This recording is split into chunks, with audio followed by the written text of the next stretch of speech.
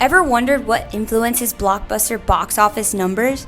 How movies like Avengers Endgame managed to take the cake for highest grossing of all time? Marvel's Avengers Endgame shatters box office record. Well, we were interested too and wanted to get to the bottom of it. The major data mining problem in our case was, what are the main factors and attributes that help traditional in-theater movies achieve a high box office revenue, and what factors of these should future investors focus on more? The box office performance of a movie is governed by the amount of revenue the movie generates on the initial release date period. The primary users of this analysis would be movie production companies, studios, or investors who are financially interested in the future return of one given film production. The business value of our case analysis is to help movie industry investors and producers use their capital more strategically so that they increase the likelihood of success for box office numbers.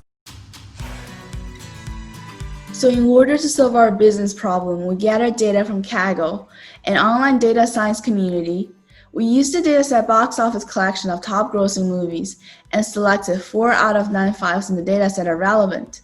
After combination by using their unique ID in each table, we ended with 1,000 observations and 11 variables. Then we examined our dataset and performed several data cleaning tasks. We transformed variables into desirable data type and created levels for variables that are factors, and also evaluated our response variable and applied log transformation to achieve normal distribution.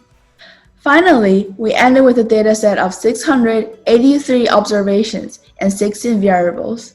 We also noticed some interesting connections between variables. For example, some genre of movies are relatively shorter in running times, and there is moderately high correlation between movie genre and movie MPA rating. Initially, we were choosing between 2 routes to model our problem. The first one is a linear regression in which the response variable will be the box office of the movie. The other option is a logistic regression in which the variable will be if a movie can succeed. Because in today's heartless business world, a movie is a good movie only if its box office overweigh the budget. Eventually, we decided to proceed with linear regression because we can find out not only what combinations of key factors can help the movie succeed, but also how to optimize its financial output by efficiently planning where to use investors' money and what kind of movies to make. We put all the remaining variables into a linear regression at first. The model has an R-squared of 0.4, but half of the coefficients are not significant. Therefore, we did a backward selection, removed all the MPA ratings and all the dummy variables of genre except action, adventure, animation, and music. The new model has an R-squared of 0.45, but all the p-values now are significant. We also try to find influential interactions. Intuitively, we suppose some variables may be highly related.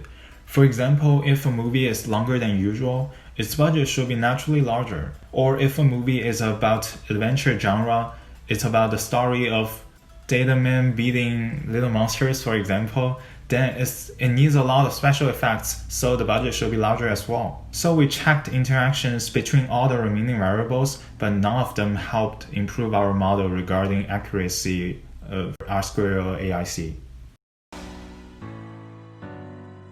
To evaluate this model, the easiest way is to focus on the future movie market. All the information used in this model is basic and easy to gather. However, the predictive model can only be considered as a guide.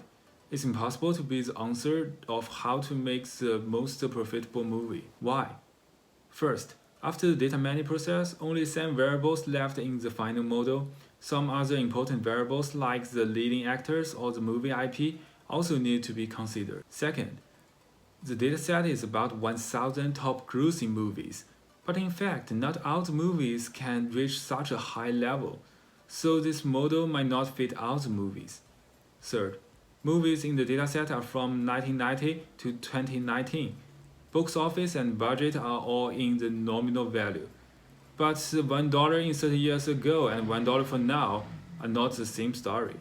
So, this model is a good reference, but not a perfect prediction. Moving on to product deployment, we plan to release our product as a cloud-based application so that we can minimize the tangible cost. And at the same time, during the early release stage, we can direct more resource on content generation, marketing in general, so that we can promote more awareness on our model in film industries. Our model is intended to adopt a case basis pricing strategy in the early stage, as we need to ramp up our data collections and accumulate a credible portfolio so that we can attract more major players, for example, famous executive producers or larger film studios like Universal Studios or Walt Disney's to adopt our model into their long-term strategies. And when that happens, when we have a lot of when we have a lot of major players using our models to decide whether or not they're going to move forward on the film production's financial planning, we can gradually switch to quarterly or annually subscription-based pricing model. That's all, folks.